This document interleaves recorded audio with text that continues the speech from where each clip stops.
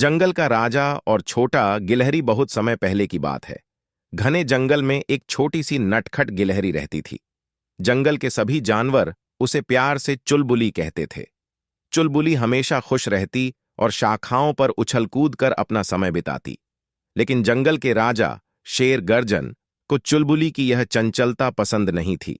एक दिन गर्जन ने चुलबुली को एक बड़ा सबक सिखाने का निश्चय किया। जब चुलबुली अपने पसंदीदा पेड़ पर खेल रही थी, गर्जन ने धीरे से उसके पास पहुंचकर गरज कर कहा, चुलबुली, तुम्हारी यह चपलता मुझे परेशान करती है।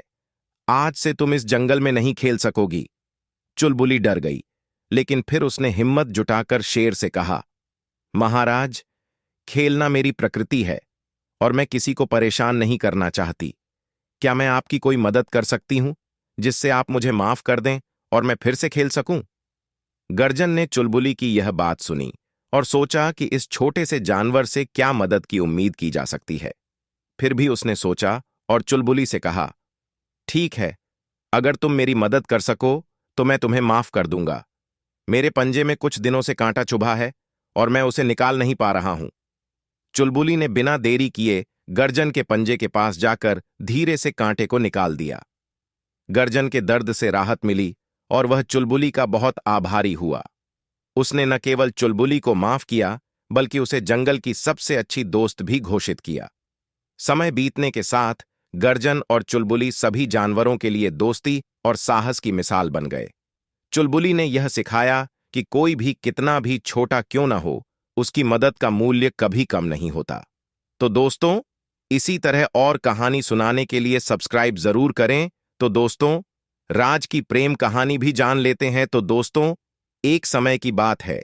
एक छोटे से गांव में रहने वाला लड़का राज को एक सुंदर सी लड़की की आदेश पर शहर में पढ़ाई करने के लिए भेज दिया गया। उसके जाने के बाद उसने कपड़ा साइल का काम धंधा करना शुरू कर दिया। एक दिन राज शहर के सबसे बड़े साइल स्टोर पर कपड़ों का खरीदारी करने गया। वहां पहुंचकर उसकी नजर एक दुकान में बेईमानी से छिपी लड़की पर पड़ी। उसकी नादान आदतों के कारण राज वहां भयानक खराब हो गया। वह अपनी ईमानदारी और अच्छाई की रक्षा करना चाहता था। नीतिवादी युवा राज ने अपनी मां के बताए तरीके पर चलकर बिना ज्यादा सोचे समय क्यों कराब नहीं करते हुए दुकानदार को एक चांदी का सिक्का छोड़ दिया और वहां से कपड़ा खरीद लिया। धीमी धीमी धुन सुनाई देती हुई लड़की अचानक अपने पिज्जा पानीपुरी स्थान पर दिखाई दी। वह राज की खराब हालत देखकर उनके पास आई और पूछा, आपके हाथ में क्या हुआ है? क्या मैं कुछ मदद कर सकती हूं?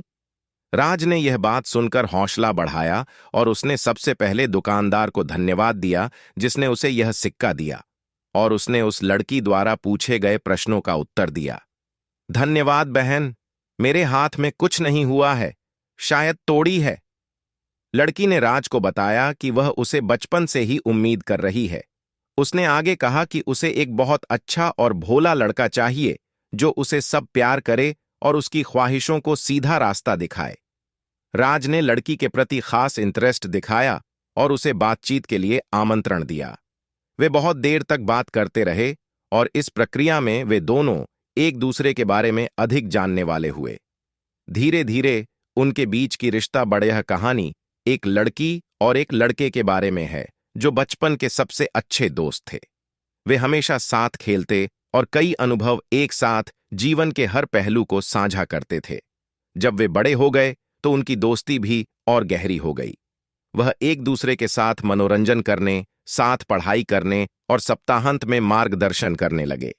एक दिन लड़के ने अपनी दोस्ती के कुछ अलग महसूस किया। वह हमेशा लड़की की तरफ देखने और उसके साथ हंसने खेलने के लिए तत्पर रहने लगा। इन भावनाओं को देखते हुए लड़की ने दोस्ती के बारे में भी कुछ अलग महसूस किया। वह अन्याय महसूस करती थी क्योंकि उसे लड़के के प्रति कुछ विचार होते हुए उसके साथ भोला बनाया गया था। समय बीतते हुए लड़के ने धीरे धीरे लड़की को अपने अलग होने के ख्याल के बारे में समझाया। वह कहने लगा कि वह उसे खोने का डर दिखा रहा है और उसे यह भी दिखा रहा है कि उसके बिना वह जीने योग्य नहीं है। सुनकर लड़की बहुत खुश हुई और समझ गई कि उसे भी लड़के के प्रति उसी तरह की भावनाएं हो रही हैं। इसके बाद लड़के और लड़की ने अपने भावों को सामने लाकर एक दूसरे को बताया और उसे अपने असली प्यार का आदान प्रदान करने के लिए राजी कर दिया।